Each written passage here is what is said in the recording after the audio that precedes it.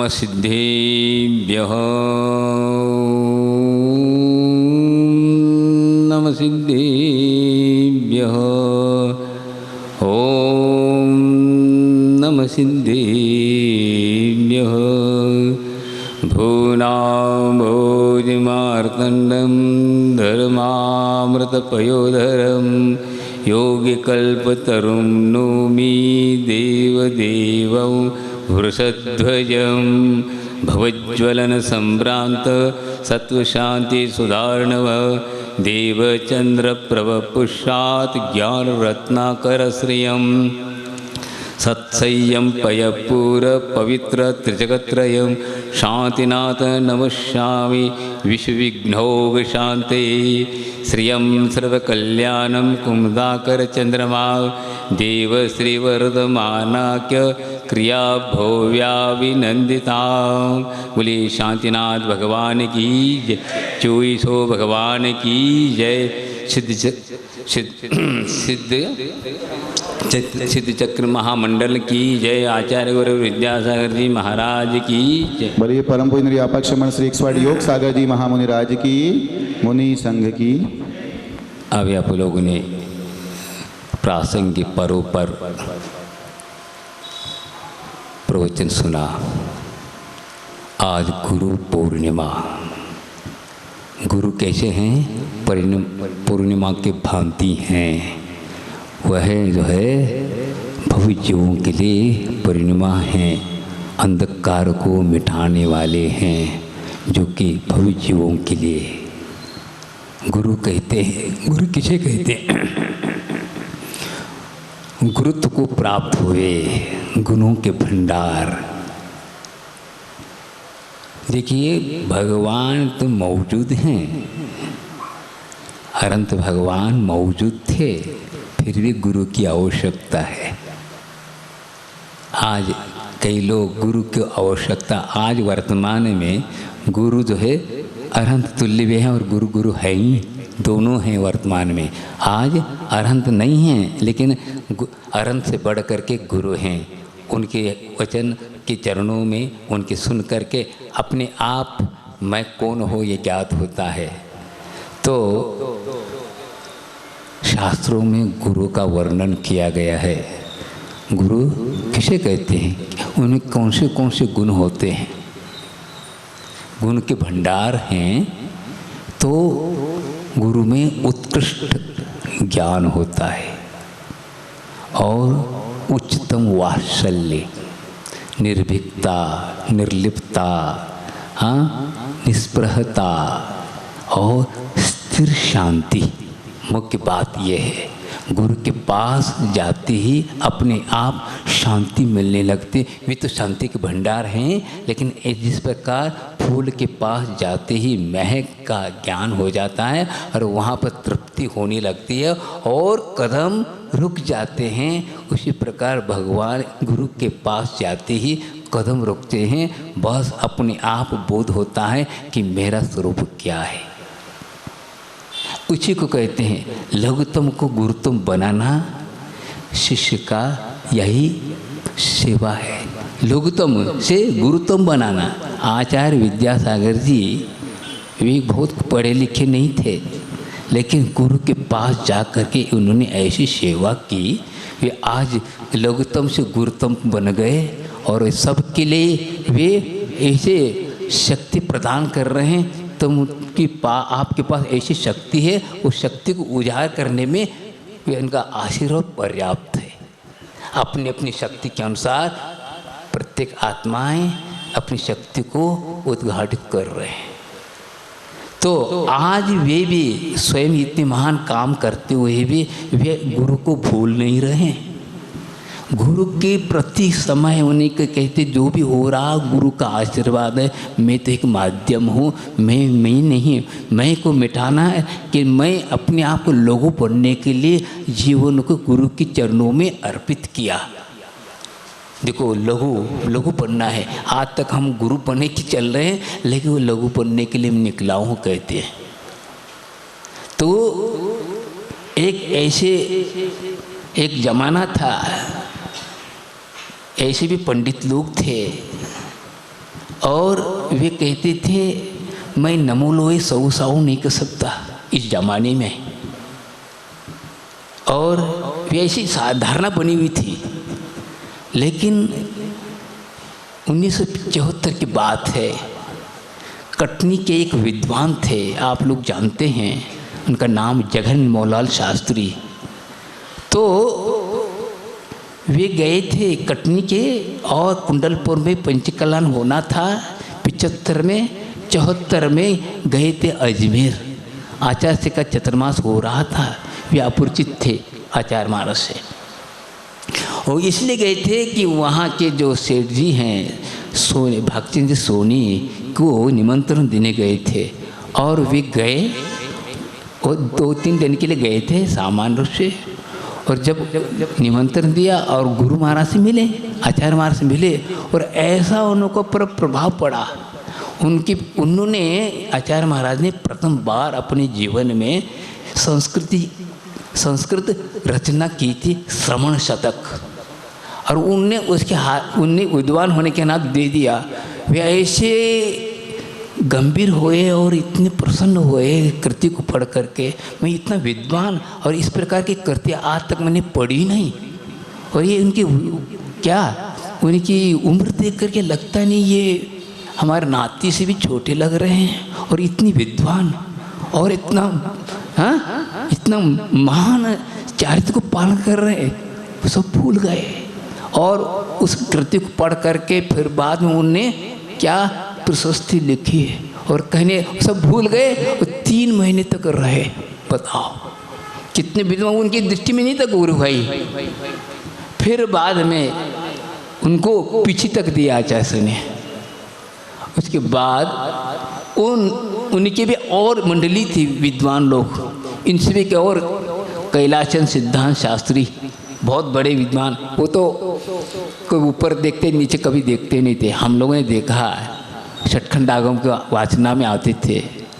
तो जगन शास्त्री को वे बड़े मानते थे, बड़े शास्त्री जी। तो उन्होंने जाकर उन्हें सब लोगों को बताया ये भी ऐसे एक सिद्धा ऐसे संत भी है जो आप लोग हम लोगों की धारणा को मिटाने वाला है और गुरुत्व को दिखाने वाला है। मैं गुरु हूँ। वो कहे नहीं रहे, उनकी चर्या, उनकी वाणी, उनकी जो आशीर्वाद है अपने आप बताता है कि मैं गुरु हूँ। कहना नहीं चाहिए, अपने आप हो जाता है। तो जाकर उन्होंने कहा, तो जो कैलाश सिद्धांत शास्त्री को भी मानना पड़ा, क्योंकि वो अपने आप को बड़े भाई मानते थे शास्त्री जी को। तो गए परीक्षा के वास्ते, वो गए जगह वहाँ चतुर्मास के बाद मदनगंज किशनगढ़ गए और 3 घंटे ले गए थे वे। ये तो 3 दिन के लिए गए थे, 3 महीने रहे और 3 घंटे के लिए गए थे वे भी देखने के वास्ते।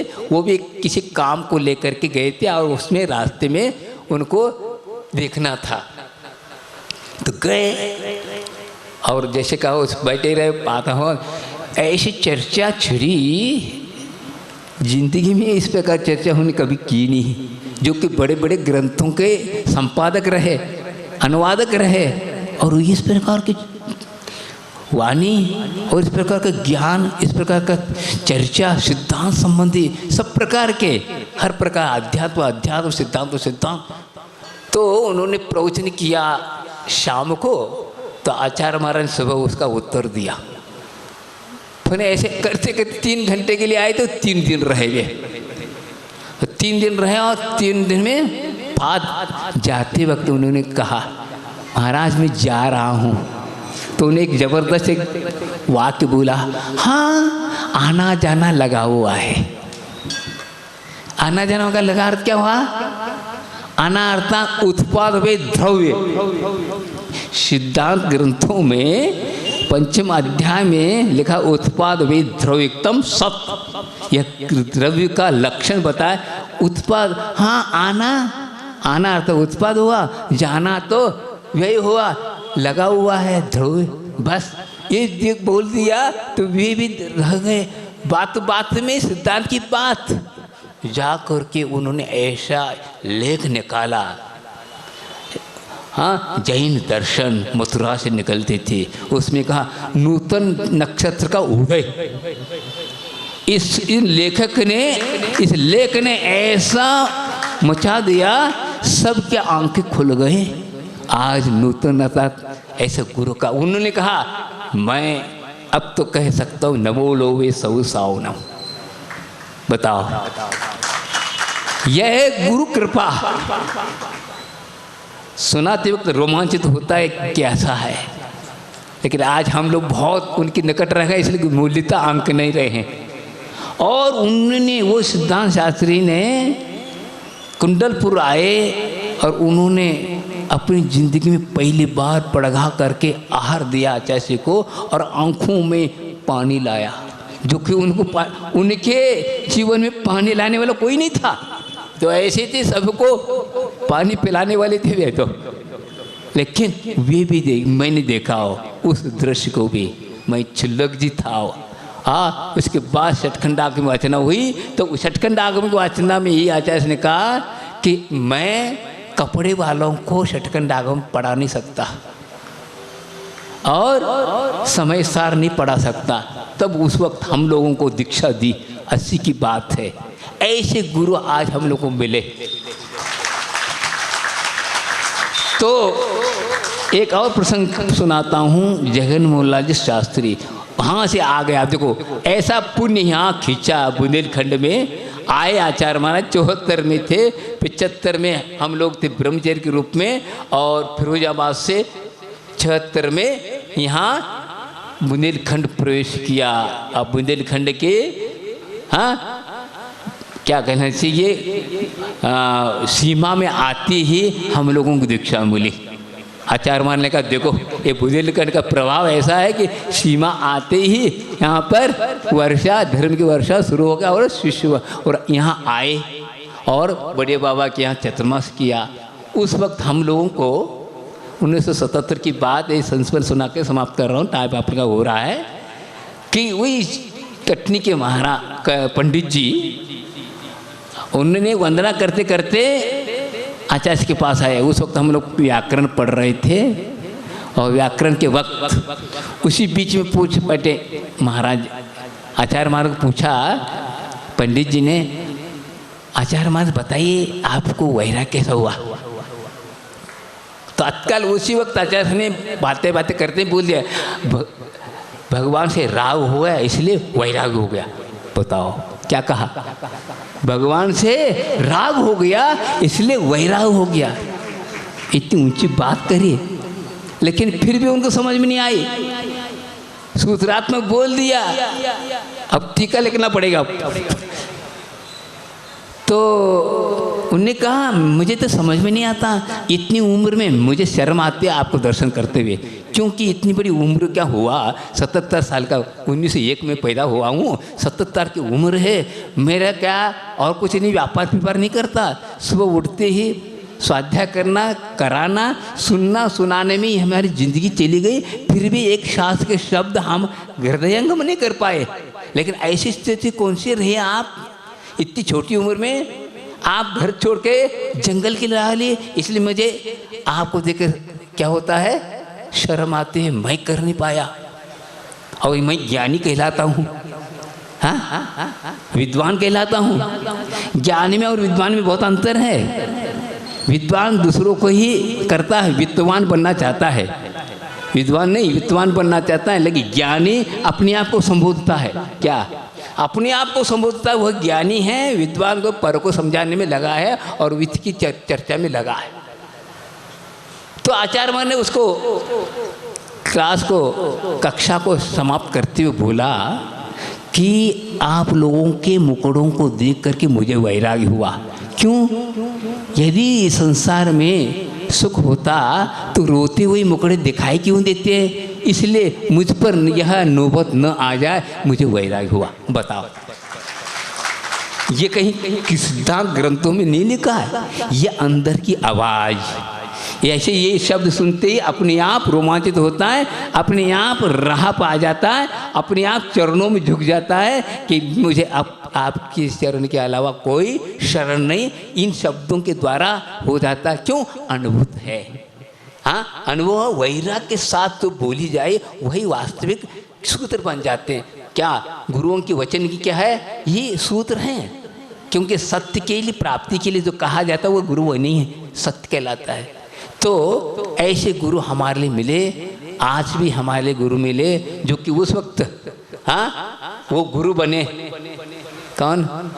इंद्रभूति।